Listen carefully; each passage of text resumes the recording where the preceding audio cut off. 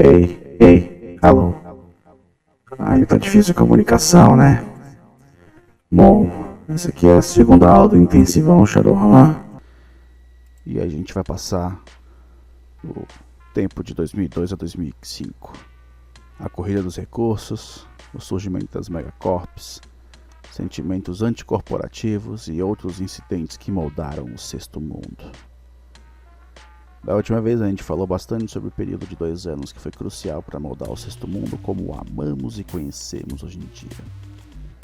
No intensivão de hoje a gente vai discutir um pedacinho de toda a história, onde rolam um monte de coisas menores que eventualmente viram uma bola de neve se tornando algo muito maior do que se considerava inicialmente possível. Vambora. A corrida dos recursos. No início de 2002, a megacorporação Shiawazi e diversas outras quem me dera ser corporações se uniram e fizeram um requerimento ao governo dos Estados Unidos para ter acesso a recursos, minerais, petróleo, gasolina, etc., em propriedades federais dos Estados Unidos. O presidente Martin Hunt considerou o pedido razoável por algum motivo. Pelas autoridades, as corporações podiam licenciar os direitos de exploração até essas terras federais. E cacete, elas foram com tudo. Dentro de 3 meses, a prática se tornou comum. Tão comum que a mídia cunhou o termo a corrida dos recursos para esse programa. O elemento radical da população nativa-americana decidiu que era hora de fazer algo sobre a usurpação corporativa que invadia suas terras há tantos séculos. Em 5 de abril, um número desconhecido desses radicais se reuniu em Denver, no estado do Colorado, para formar o Movimento Soberano Ameríndio, o MSA. O objetivo declarado do MSA era de livrar as nações nativo-americanas da interferência externa. Sem as megacorporações e governos por perto para atrapalhar tudo, os nativo-americanos estariam livres para se governar da forma que desejarem. O MSA é parte essencial da história do Sexto Mundo, assim como Denver. Só que ainda faltam uns anos para isso. Mas não se esquece deles. A extraterritorialidade ataca novamente. Nico Velho Aurelius, membro da diretoria da General Motors, além de inúmeras outras corporações, viu os benefícios e riscos da extraterritorialidade e decidiu que quer isso para si e para os seus negócios. Ele foi lá e pegou. Em 14 de junho de 2002, ele fundiu todos os seus inúmeros ativos em um portfólio firme sob o novo nome empresarial, Ares Indústria, com ele como CEO e presidente da diretoria. 6 dias após seu auge meteórico, a Detroit Business Weekly fez uma entrevista exclusiva com o Nico Velho, onde ele fala sobre seu desejo por essa territorialidade. Aqui está um pedaço da entrevista, no leitor automático. O próprio Aurelius fala francamente sobre isso, sobre o status extraterritorial. Porque eu não gostaria disso, afirma ele. Temos milhares de páginas de compêndios empresariais falando como administrar risco das coisas que fogem ao controle. Eu sempre pensei que a melhor forma de administrar riscos era de ter a menor quantidade de coisas fora do nosso controle. E essa territorialidade é extremamente útil nessa questão.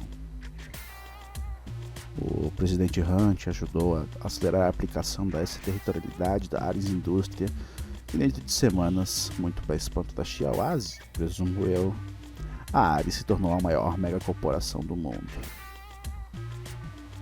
A Alemanha fica tóxica. O maior problema com a corrida dos recursos era que não havia planos, de fato, para lidar com o lixo de tanta produção. As corporações, megas ou não tinham como cuidar de tanto de lixo que produziam durante aquele primeiro ano. Isso chegou ao ápice em junho de 2002, quando o lixo tóxico vazou dos aterros muito esquecidos na antiga Alemanha Oriental e envenenou essa região do país.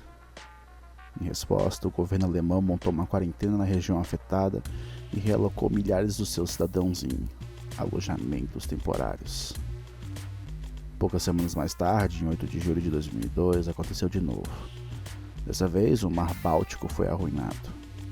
Mais milhares são realocados e o governo tenta manter a paz, mas não consegue e poucos dias depois, graças ao aquecimento global, E o efeito cumulativo da poluição, o Mar do Norte se depara com a mesma tragédia. Agora todo o litoral da Alemanha, assim como os da Holanda e da Dinamarca, se tornaram um perigo tóxico para aqueles corajosos o bastante para viver lá. Em resposta ao declínio ecológico dessas regiões, o velho governo da Alemanha foi deposto em setembro, substituído pelo partido Bündnis 2000, a Aliança 2000. Sua plataforma era de mudança e responsabilidade climática. Mas talvez essa mudança política tenha vindo tarde demais. Pouca coisa acontece em 2003. Em 24 de março de 2003, a BAE Systems do Reino Unido e a Corporação Aeroespacial Japonesa lançam seu plano suborbital com gigantesca economia de combustíveis chamado de Ghost. O BAE Ghost pode ir de Londres a Boston em 76 minutos e voar de Londres a Tóquio em poucas horas. Dentro de poucos dias, tantas organizações fizeram pedidos que logo se formou uma lista de espera de anos. O mundo acabava de ficar menor. 13 de maio, as sementes da futura revolução biotecnológica são plantadas quando a American Food and Drug Administration, a Administração de Comida e Drogas dos Estados Unidos, deu aprovação para o peixe geneticamente modificado que brilha, apelidado de brilho-peixe, ser vendido no mercado. Esses peixes foram originalmente projetados para controlar poluentes na água, só que logo se tornaram um grande favorito nos pet shops da América do Norte. Em 8 de julho, o governo federal dos Estados Unidos emite a ordem para dissolver o governo municipal de Washington, capital, e transferir todo o controle para o governo federal. A alegação é que os anos de corrupção levaram às dívidas cada vez maiores, uma estrutura prestes a se desmoronar e uma percepção pública de um governo municipal desonesto que só queria saber de si mesmo, e não do bem maior. Os cidadãos estavam enojados com o governo da sua cidade, mas não viram a mudança para o controle governamental com bons olhos. Na real, a maioria dos cidadãos viu isso como um golpe declarado por parte do governo dos Estados Unidos. Um panfleto anônimo chamado As Armas começou a circular pela área da capital, tentando levar os cidadãos a uma revolução armada. A ameaça de revolução nunca aconteceu e os negócios continuaram como sempre.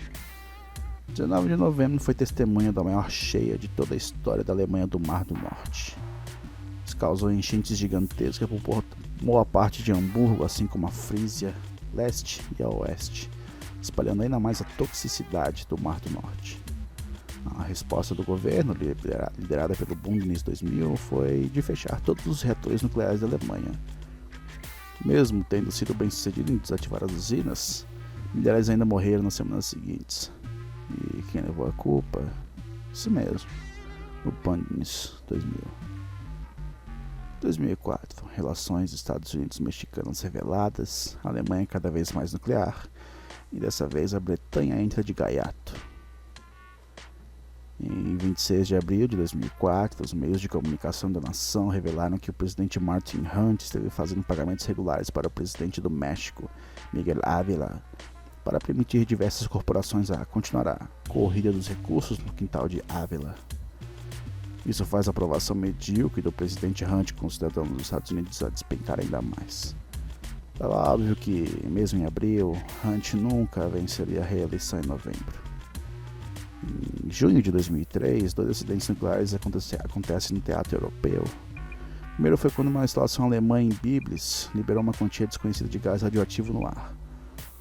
Não se sabia na época, só que um relatório alemão de 2007 mostra que a instalação de Biblis estava a meros momentos da fusão nuclear. Então, apesar do vazamento de gás ter sido ruim, ele prevenia algo muito pior de acontecer. Esse acidente causou uma repercussão e tanto no mundo corporativo. Biblis foi usada como prova de